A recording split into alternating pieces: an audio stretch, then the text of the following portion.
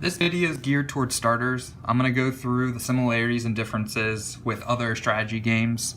I'm going to start off with just going through the currencies. Your gold and your wood are used to upgrade your buildings. Very basic, similar to all the other strategy games.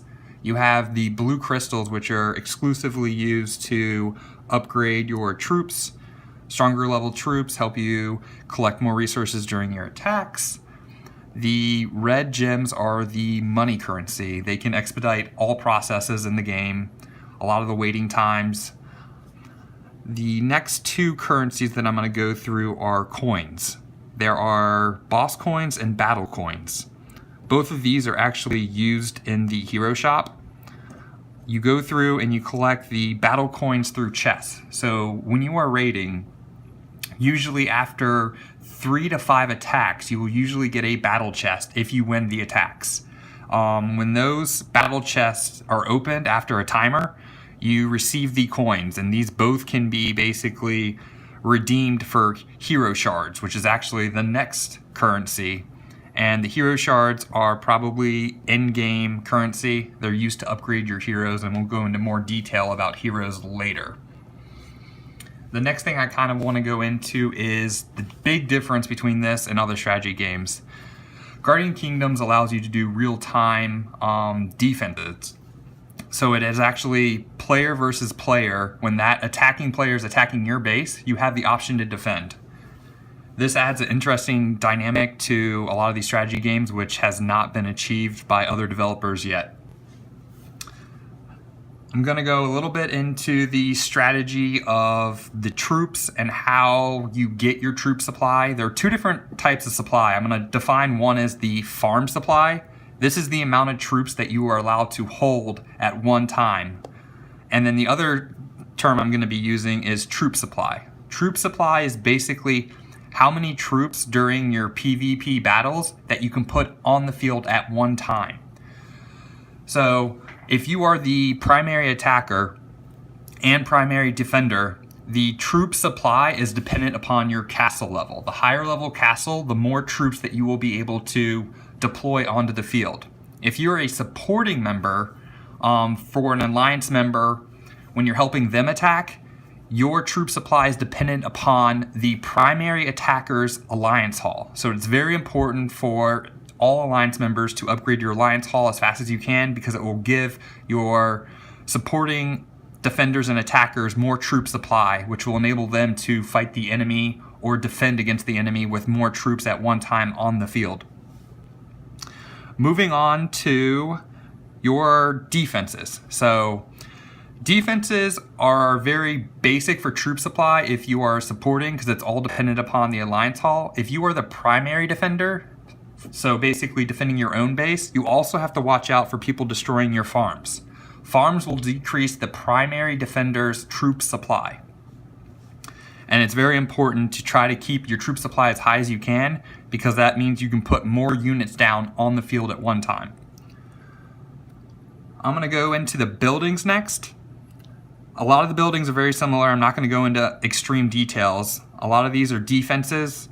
You have your refinery, which is, these are your resource collectors. These are your resource storages. This is your barracks where you train your troops. Your forges is where you upgrade all of your troops. And then you have two, I probably should go into a little detail about guardian towers. So when you're doing the PvP attack or defense, you're given a timer.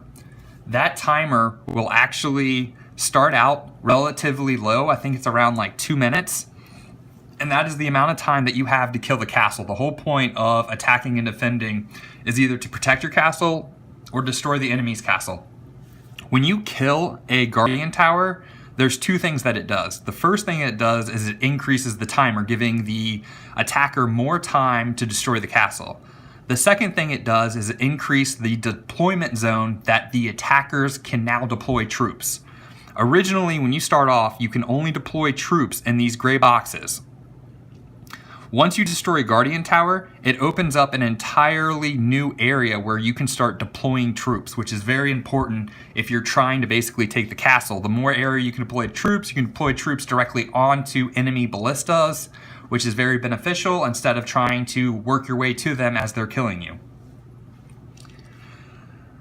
The next thing we'll go into is the Champ Hall. I'm going to go through a couple of these buildings and sort of explain all of the options and what you can do in them. The Champ Hall, as I said, the most basic function is to upgrade your heroes.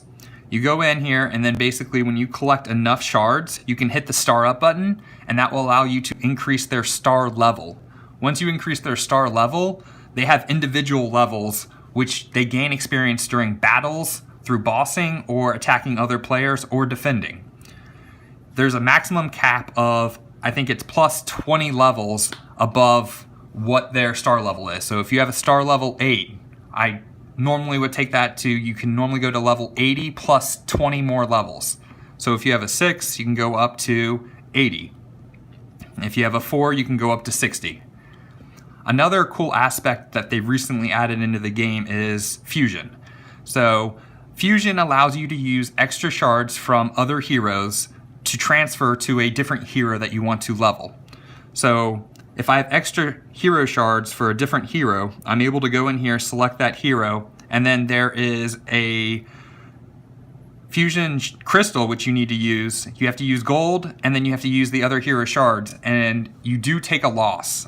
It's a 3-to-1 ratio, but if you have those extra shards and you're just trying to really upgrade a hero that you really want to star up, then it's worth it. Let's move into, next we'll go into the actual tavern. So as I explained, the currency on the hero shop are the coins. You can collect these coins, these get reset daily. It's a nice way to start to focus on certain heroes. Basically, if you are trying to upgrade one hero, you can just constantly buy 5 coins a day. You can actually reset this as well, and it allows you to star them up, because before it was very hard to star level heroes up because there's so many heroes and you randomly get drops during the battle chest that across the board you weren't doing a lot of movement in terms of upgrading your heroes. But now that adds the aspect of isolating one hero and working on it. The other side of the tavern is basically it's the tavern. These are quests. It's more built for people who are maybe at work or something and don't have time to play. You can come in here, dump some of your troops. It also requires heroes. Heroes are broken down into different specialties. There's tanks, and all these at the bottom right-hand corner demonstrate what type of hero they are. And there's requirements. There's 2 requirements. One is the star level and the rarity level, and the second one is the actual hero type. If you fulfill those requirements and you have enough troops, you can go on this quest and collect hero shards, your battle coins, you can collect the blue crystals, gold, and wood. So it's a quick way to, if you don't have time, to sort of drop your troops. Now going into some helpful hints with defending. So when you're setting up your base, this is not like other strategy games. You actually want to leave space. The important thing about space is that your allies and yourself, when you are defending, you need space in order to drop your troops. A quick way to learn how much space you need is to grab a wall. Once you grab a wall, if you can place it in a location, that is enough space to drop any of the troops. So you can do a quick check just to make sure that your base is able to drop troops by just guiding your finger over the area and making sure there's enough space to drop troops. One of the biggest things I see, the 2 biggest things I see in base layouts that are incorrect is you don't leave enough space around your guardian towers. And the number 1 thing you need to do is, this is the most important building. As I said before, the Alliance Hall sets how much troop supply that you can put on the field at one time. So this needs to be up on your hill. As I've said, they can only open up this bottom area, so it is the hardest point to get to is right there. Because once that goes down, it nearly cuts your troop supply in half. And if you have, even a weaker opponent can overwhelm you with numbers at that point.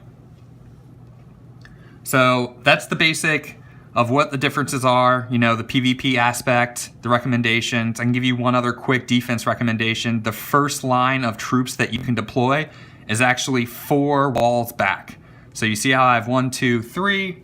If you move to that 4th layer, this is the first line that your troops can be deployed. And I've done that on both sides, and you see that I've left a lot of space right in the front. So I can throw those troops right in the front.